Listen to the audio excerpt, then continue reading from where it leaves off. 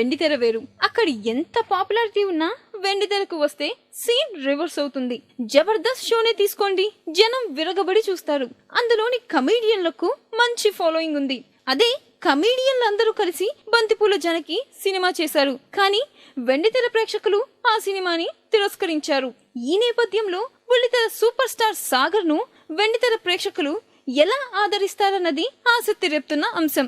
సాగర్ మొగలి రేకులు సీరియల్ తో సాగర్ ఎంత పాపులారిటీ సంపాదించాడో ప్రత్యేకంగా చెప్పాల్సిన పని లేదు. అతను మిస్టర్ పర్ఫెక్ట్ లాంటి సినిమాల్లో క్యారెక్టర్ రోల్ చేశాడు. ఇప్పుడు హీరో అవతారం ఎత్తి సిద్ధార్థగా ప్రేక్షకుల ముందుకు రాబోతున్నాడు.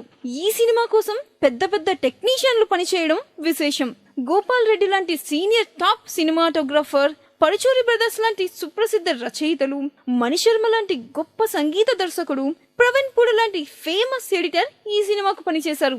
ఇంతకు ముందు జీనియస్, రామ్లీలా లాంటి సినిమాల్ని నిర్మించిన దాసరి కిరణ్ కుమార్ ఈ చిత్రాన్ని ప్రొడ్యూస్ చేశాడు.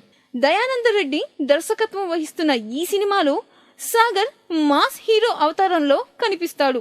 ఒకప్పుడు రౌడీయిజం చేసి ఆ తరువాత మామూలు జీవితం గడుపుదామని ప్రయత్నించిన కుర్రోడు మళ్ళీ తన జీవితపు ఛాయల్లోకి వెళ్తే ఎలా ఉంటుందనే కథాంశంతో ఈ సినిమా తెరకెక్కింది. రాగిణి అనే కొత్తమ్మాయి ఈ చిత్రంలో కథానాయికగా నటించింది.